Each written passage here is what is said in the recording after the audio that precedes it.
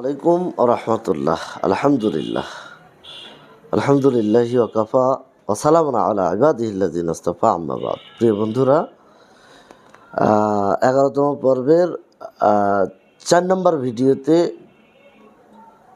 বিশেষ আরেকটি বার্তা নিয়ে আপনাদের সামনে উপস্থিত হয়েছি। ভিডিওর বিষয়টি হচ্ছে উম্মাহর পতন সম্পর্কিত।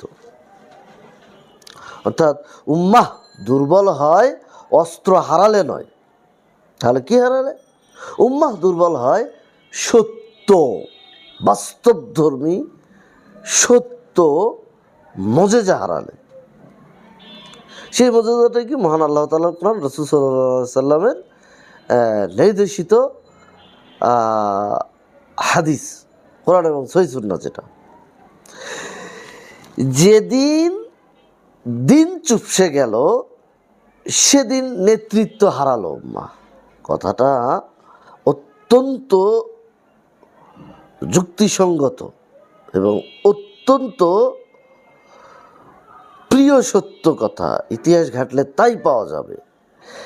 11তম হুকুম সেই হারানো শক্তির মহান ডাক।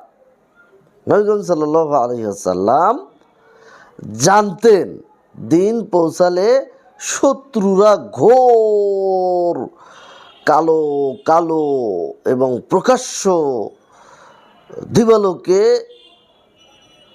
প্রবল শক্তি নিয়ে দাঁড়িয়ে যাবে, এটা তিনি জানতেন। তবুও তিনি, নবী সাল্লাল্লাহু আলাইহি ওয়াসাল্লাম, থামেননি। আমরাও থামবো না। আজ আমরা থেমে গেছি, কিন্তু আমরা থামবো না। তাই বিভ্রান্তি বেড়েছে। এই হুকুম মানা মানে 11তম হুকুমে নবী সাল্লাল্লাহু আলাইহি ওয়াসাল্লাম যে ভয়ভীতিকে তাড়ানোর কথা বলছে, এই হুকুম মানানো মানে নিজেকে মানিয়ে নেওয়া, মানে হুকুমটা মানা মানে উম্মাহকে দাঁড় করানো। এই হুকুম অমান্য মানে একবারে ঘোর অন্ধকার, পতন নিশ্চিত।